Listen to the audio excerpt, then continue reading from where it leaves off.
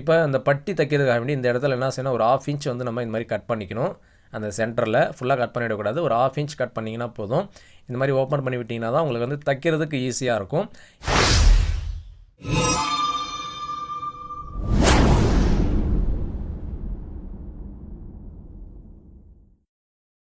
இன்றைக்கி நம்ம வீடியோவில் என்ன பார்க்க போகிறோம் அப்படின்னு சொன்னாக்கா, சாதாரண லைனிங் ப்ளவுஸில் வந்து பேக் ஓப்பன் வச்சு நம்ம தைக்கிறோன்னா ஃப்ரண்ட் பார்ட் வந்து எப்படி நம்ம தைக்கணும் அப்படின்றத பற்றி தான் இந்த வீடியோவில் நம்ம பார்க்க போகிறோம். நம்ம இந்த மாதிரி பேக் ஓப்பன் ப்ளவுஸ் வந்து தைக்கிறோம்னாக்கா கட்டிங் பண்ணும்போது நம்ம அதை வந்து சரியாக கட் பண்ணிக்கணும்.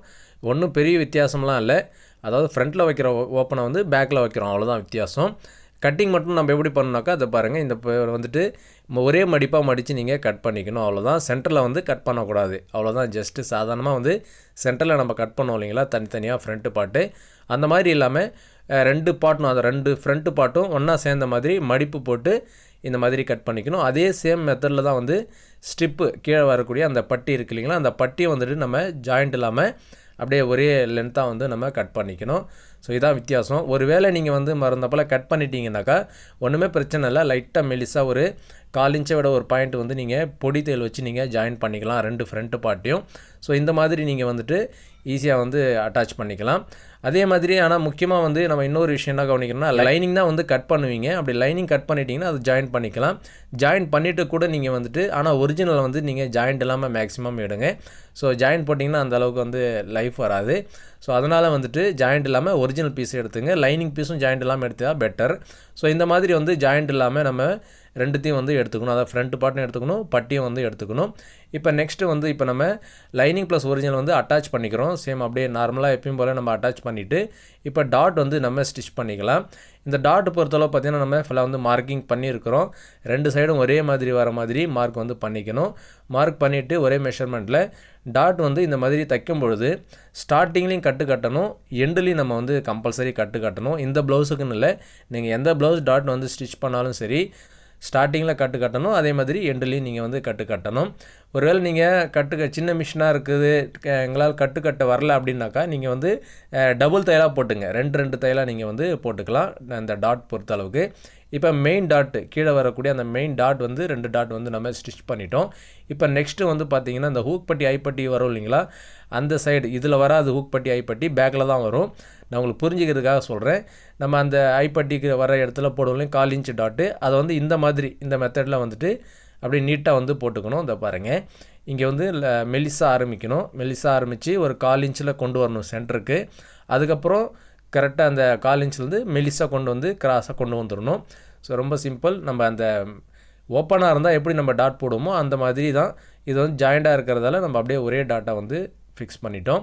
இப்போ நம்ம மெயின் டாட்டும் போட்டுட்டோம், அந்த சைடு டாட்டும் போட்டோம். இப்போ வந்து நெக்ஸ்ட்டு ஆர்ம்ஹோல் டாட் வந்து ஸ்டிச் பண்ணிக்கலாம். அது எல்லாமே வந்து மார்க்கிங் தான். 2 டாட்டும் வந்துட்டு 2 சைடுடைய கப் ஷேப்பு, அந்த கப்புடைய மெஷர்மெண்ட் எல்லாமே வந்து ஒரே மாதிரி இருக்கணும். இப்போ இந்த மாதிரி வந்து நம்ம 2த்தையும் வந்து மார்க் பண்ண அளவுக்கு தைச்சிட்டோம். அதே மாதிரி இந்த சைடுடைய ஆர்ம்ஹோல் மெஷர்மெண்ட்டும் நம்ம ஸ்டிச் பண்ணிக்கலாம்.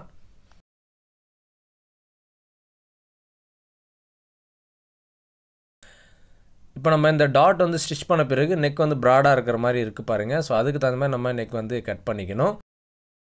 இப்போ அந்த பட்டி தைக்கிறதுக்காக வேண்டி இந்த இடத்துல என்ன செய்யணும், ஒரு 1/2 இன்ச் வந்து நம்ம இந்த மாதிரி கட் பண்ணிக்கணும். அந்த சென்டரில் ஃபுல்லாக கட் பண்ணிவிடக்கூடாது, ஒரு 1/2 இன்ச் கட் பண்ணிங்கன்னா போதும். இந்த மாதிரி ஓப்பன் பண்ணி விட்டிங்கன்னா தான் உங்களுக்கு வந்து தைக்கிறதுக்கு ஈஸியாக இருக்கும். இப்போ நம்ம பட்டி எடுத்துக்கலாம். ஸோ பட்டி நம்ம அதே மாதிரி நம்ம ஏற்கனவே சொன்ன மாதிரி தான், ஜாயிண்ட்லாம் எதுவும் இல்லாமல் கரெக்டான ஷேப்பில் நம்ம வந்து கட் பண்ணியிருக்கிறோம். ஸோ இதே ஷேப்பில் உள்ளே கொடுக்கக்கூடிய அந்த பட்டியும் வந்துட்டு இந்த மாதிரி ஜாயிண்ட் இல்லாமல் ஒரே லென்த்தாக எடுத்துக்கணும். இப்போ ஒரிஜினலில் அந்த ஃப்ரண்ட் பார்ட் வச்சு நம்ம அட்டாச் பண்ணிக்கலாம். எப்படி அட்டாச் பண்ணணும்னு சொன்னாக்கா, சென்டர் கனெக்ட் பண்ணிவிடுங்க.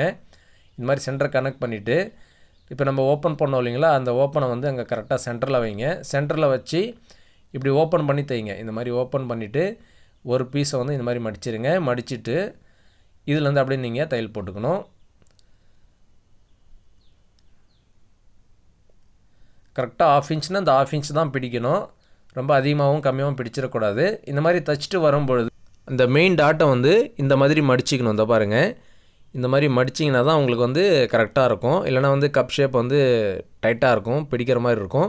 ஸோ அதனால் வந்து அந்த கப் டாட் மட்டும் நம்ம இந்த மாதிரி மடித்து தையல் போட்டுகிட்டே வந்துடணும். கரெக்டாக 1/2 இன்ச்னால் அந்த 1/2 இன்ச் கனெக்ட் பண்ணி கரெக்டாக தைக்கணும். அதாவது மேல் துணி கப்பு பீஸ் மட்டும் லூஸ் கொடுத்து தைக்கணும், டைட் பண்ணிடக்கூடாது. பட்டி வந்து கீழே இருக்கிறது அது வந்து கொஞ்சம் லைட்டாக வந்து டைட் பண்ணிக்கலாம். கப்பு பீஸ் மட்டும் நம்ம அதாவது ப்ளவுஸோடைய ஃப்ரண்ட் பார்ட் இருக்கு இல்லைங்களா, அதை வந்து கொஞ்சம் லூஸ் கொடுத்து தான் தைக்கணும். இப்போ நம்ம ஒன் சைடு தைச்சிட்டோம். இப்போ இன்னொரு சைடு தைக்கும்பொழுது இந்த மாதிரி மாற்றி போட்டுக்கணும். மாற்றி போட்டு இப்படி தைச்சிட்டு வரணும். இப்படி தைச்சிட்டு வரும்போது இப்போ இந்த சைடுடைய அந்த டாட்டுடைய பீஸ் இருக்குல்ல, அதை வந்து மடித்து அப்படியே தையல் போட்டுகிட்டே வரலாம். நல்லா கவனிங்க. இப்போ இந்த பக்கம் தைச்சது பார்த்தீங்கன்னா ஸ்டிப்பு பட்டி வந்து கீழே இருந்துச்சு, இப்போ மேலே வந்துருச்சு. சரிங்களா? இந்த பக்கம் தைக்கும்பொழுது மேல் பக்கமாக வச்சு நம்ம தைச்சிக்கிறோம் இந்த வாட்டத்தில். அப்போ தான் உங்களுக்கு வந்து பர்ஃபெக்டாக வரும். இந்த பாருங்கள், இப்போ நம்ம சென்டர் கனெக்ட் பண்ணி இந்த பக்கம் பாதி இந்த பக்கம் பாதி நம்ம வந்து தைச்சிட்டுருவோம். இப்போ அதே சேம் மெத்தடில் உள்ளே கொடுக்கக்கூடிய அந்த பட்டி பீஸ் இருக்கு இல்லைங்களா, அதையும் வந்து நம்ம இந்த மாதிரி வச்சு தைச்சிக்கிட்டே வந்துடலாம். ஃபஸ்ட்டு வந்து ஒன் சைடு தைக்கணும், அதுக்கப்புறம் இன்னொரு சைடு தைக்கணும். மாற்றி போட்டு இந்த மாதிரி தைக்கும்பொழுது உங்களுக்கு ஈஸியான மெத்தடு, ஈஸியாகவும் இருக்கும் தைக்கிறதுக்கு. நம்ம ஏற்கனவே தைச்ச அதே தையல் மேலே தான் நம்ம தையல் போடணும். அப்போ தான் பர்ஃபெக்டாக இருக்கும் பார்க்குறதுக்கு. இப்போ அப்படியே மாற்றி போட்டு அதே 1/2 இன்ச் கணக்கில் நம்ம அப்படியே ஸ்டிச் பண்ணிக்கலாம்.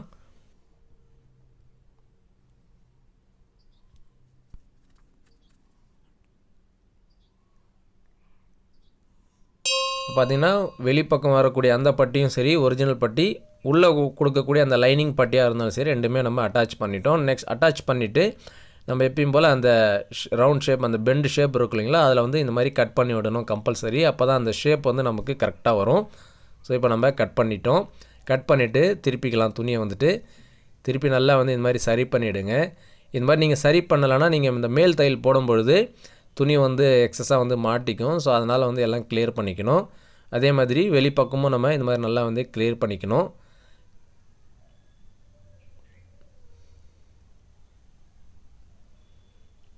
இப்போ நம்ம பட்டி வந்து அட்டாச் பண்ணிட்டோம். இப்போ இந்த பட்டிக்கு மேலே பார்த்தீங்கன்னா ஓரத்தையல் போட்டுக்கலாம். உங்களுக்கு ஓரத்தையல் வேண்டாம்னாக்கா நீங்கள் விட்டுடலாம், ஒன்றும் பிரச்சனை இல்லை. தையல் போட்டாலும் பிரச்சனை இல்லை, போடலாலும் பிரச்சனை இல்லை. உங்களுக்கு தேவைப்பட்டால் நீங்கள் வந்து தையல் போட்டுங்க. நான் வந்து எப்பயுமே இந்த மாதிரி பட்டிக்கு மேலே தையல் போடுவேன். இப்போ நம்ம தையல் போட்டுட்டோம். இப்போ நெக்ஸ்ட்டு பார்த்தீங்கன்னா எவ்வளோ மடிக்கணும் அப்படின்றத தெரிஞ்சுக்கலாம். இப்போ இந்த பட்டி வந்து கீழே வந்து எவ்வளோ மடிக்கணும் அப்படின்றத நம்ம பேக் பார்ட் வச்சு தான் நம்ம கனெக்ட் பண்ணுவோம் இல்லைங்களா. அந்த அடிப்படையில் இப்போ இதையும் வந்துட்டு நம்ம பேக் பார்ட் வந்து நம்ம ஆல்ரெடி ஸ்டிச் பண்ணி வச்சுருக்கிறோம். அதை வச்சு நம்ம எவ்வளோ மடிக்கலாம் அப்படின்றத பார்த்துக்கலாம். இப்போ நம்ம பேக் பார்ட் வந்து ஆல்ரெடி ஸ்டிச் பண்ணி வச்சுருக்கிறோம். நல்லா கவனிங்க, பேக் ஓப்பன் ப்ளவுஸ் இது.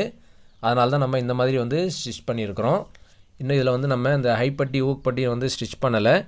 இப்போ இந்த மாதிரி இந்த பேக் பார்ட் வந்து போட்டுக்கணும். போட்டுட்டு ஃப்ரண்ட்டு பார்ட்டு அதுக்கு மேலே போடணும். எப்படி நம்ம நார்மல் ப்ளவுஸுக்கு எப்படி தைப்போமோ அதே மெத்தடு தான்.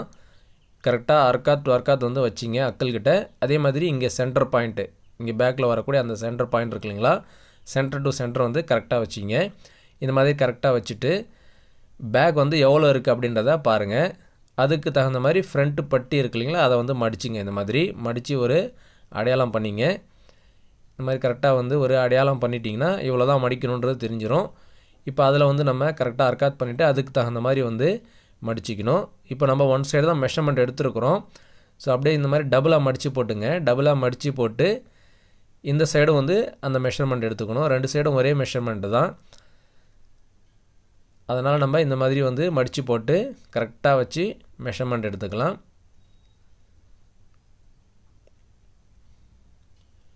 இப்போ நம்ம இந்த அர்க்காத் பண்ணியிருக்கோம் இல்லைங்களா, இதில் இருந்து பார்த்திங்கன்னா கீழே ஒரு 1.5 இன்ச் துணி விட்டால் போதும். ரொம்ப அகலமாக நம்ம துணி விடணும் அவசியம் இல்லை. 1.5 இன்ச் போக எவ்வளோ எக்ஸஸாக இருக்கோ அதை வந்து கட் பண்ணிடணும். 1.5 இன்ச் இருந்தால் போதும். 3/4 இன்ச் வந்து அப்படியே மடித்து தைச்சா நல்லாயிருக்கும். இல்லை உங்களுக்கு ஒரு இன்ச் நல்லா பட்டையாக வேணும் அப்படின்னா நீங்கள் அந்த மாதிரி கூட நீங்கள் தைச்சிக்கலாம், பிரச்சனை இல்லை. 3/4 இன்ச் போதுமான அளவு தான். அப்போ அந்த அடிப்படையில் நான் வந்து ஒரு 1.5 இன்ச் மட்டும் விட்டுட்டு மீதி கட் பண்ணிவிட்டு இப்படி மடித்து தைச்சிக்கிறேன்.